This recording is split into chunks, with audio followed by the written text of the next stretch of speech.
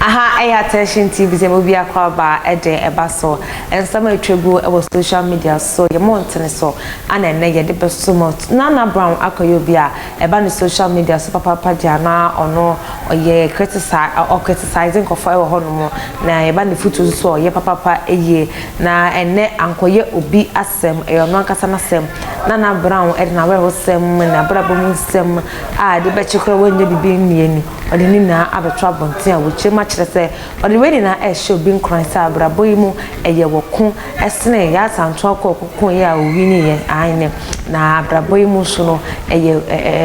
go for it for dear na enye go for it na what na there be ono ankasa so echire mu kire se ono ankasa no oye fighter na baby atse nyankopon wadi na bedu no she's ever good for okasa ya ema abrahosem kura ebemu a neni ase start say efri nsuo yebeko ne akotie Naana Brown ediaba na so ansa me ka wo se University Foundation number no any 0548302985 me chiro mpacho sebro nya ebe would do birthday na day ana woye University Foundation e wo so beboa when woni bi agyanka ne mabro ase na dan ne dan me kan no se say no wa tremu a say no a prison phone na abe eka ho ebusua e ya afre no na woni no entwe nko mayenko ne nkoti Naana Brown enum sem embra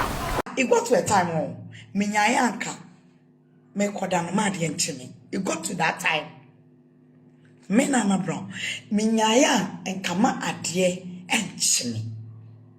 because ade chia me nim dia medi me hu be dia me santa me tumi pie e free dem na me nam na me nim be bia me ko me nam me nim be bia me nam say me oh god pressure ya just ya dream and so nothing is working. It got to a time, once upon a time in my life, right? My name is husband, ye call negative. Ye young co when we hear cocoda. Me experience it we hear coco.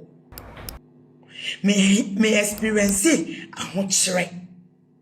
Me mommy, I won't cry. Me was sisters. I never run to anybody. Man, come as a man, tell me, mommy, da. Man kama sama nchemi nuada na mu empire ena na mebo esu ena na misugu erade so what am I say na menwa metatu say me nya me kai me ye kai me ma ensi mi ye menwa na metatu no na metunum e bompaye na me bompaye pastor ma na me hyesumu na me bompaye no na me sunu sana nyankopon anyone akai me hwe nyankopon se dakro eye nani so mfiapem ene mfiapem ye nani so dakro wusu nyina ebi kwa na nyankopon ani so dakro but all the years ena wudi esu onyame be kai one day it's just a matter of a day eye one day just one day abrabo ne be sesa just one day onyame be kai wo just one day onyame ma warewo adane wani gie onyame be sesa udin edin ana asre for the sro edin ana nipa bi di frawo or how bi ana wonemu me see nipa be shop the only thing I want to tell you is never give up. You know, I have one spirit in me. What do you call it? That stubborn spirit in me. I don't give up. Say a common deme na we share me as at that time no we be share me say my man fufoni abenkwan bia me di we be say me say etese me say ehye wa wo share me personality to me say enkoye but me prove it share me mama me prove it share me sisters me say enkoye me ho to me won say abraboni nkoye aho kire metumi da kom obi akwala nu me just enkoye why na wo kɔ ne nja kɔsrɛ na de why na wo ka wasɛm akyerɛ wo ka wasɛm kyerɛ nipa o tieri o say wan ka ne ntɛm me hɛde amɛ wo frɛ no kwa na ho ayi ni because wo be srɛ ni ska wo be yamwa wo na fofo krapo efiri sɛ wo ni hwi ni wo ye tro won wa ye se toa pentoa hwi ni wo Ade bi eni we won enu nti no enipa pawo phone call mpo sometimes we expect say obi mfra okwana ne ni nkomo na ncheche ore nipa mfra because wo ye yeni because wo ye oboni because enyama nkoye wo nware ye wo ye osigeni nipa to twene but me catch you bibi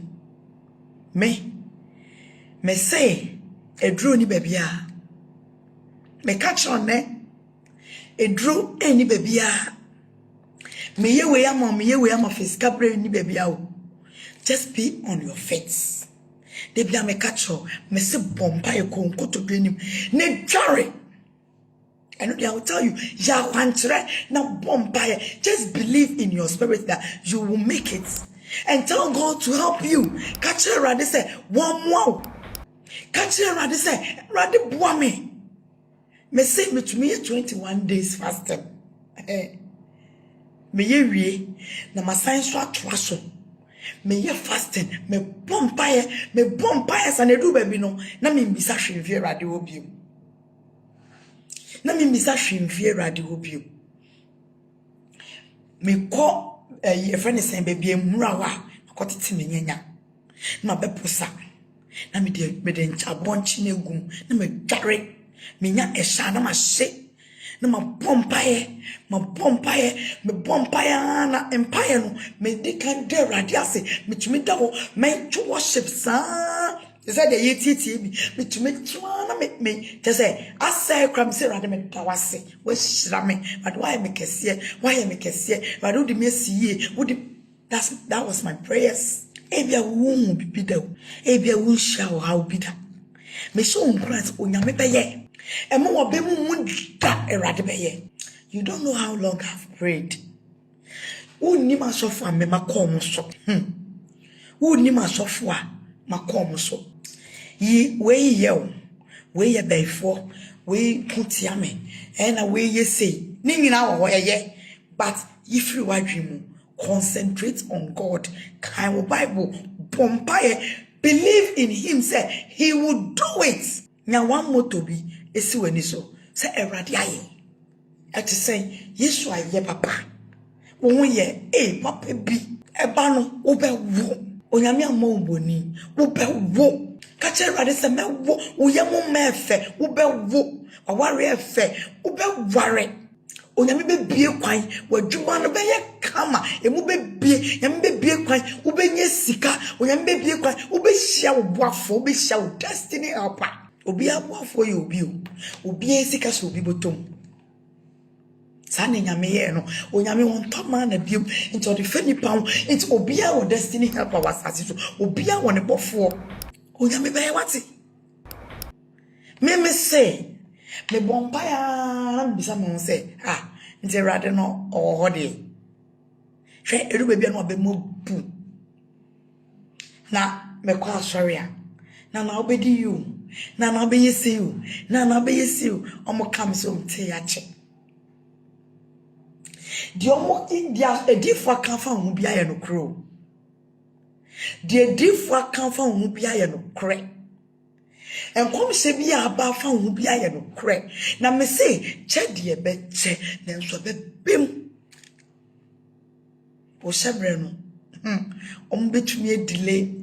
efia befo betumi delay you de fa na ye de wa fa wo chechire na ye sane wo bone po na ye sane wo hyehye na ye dwiri ma me ka kirew abusiana na Brown ana ye kote na ade ebai ma menka wo subscribe to our YouTube channel, follow on Facebook, like, comment and also share. Be first to also get videos na e patch on your notification bar no and so efa e mame Attention TV eso enyama monihwa moniti yedase.